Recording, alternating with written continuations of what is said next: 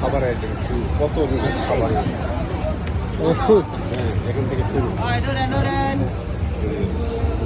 এই যে দেখেন কলাগুলো এখানে হচ্ছে 6 পিস নাকি না ব্যানানা ব্যানানা 6 6 টাকা কিলো। এই যে এটা হচ্ছে রামবুতান রামবুতান, এটা হচ্ছে লাংকন, এটা হচ্ছে এটা লটকন নাকি?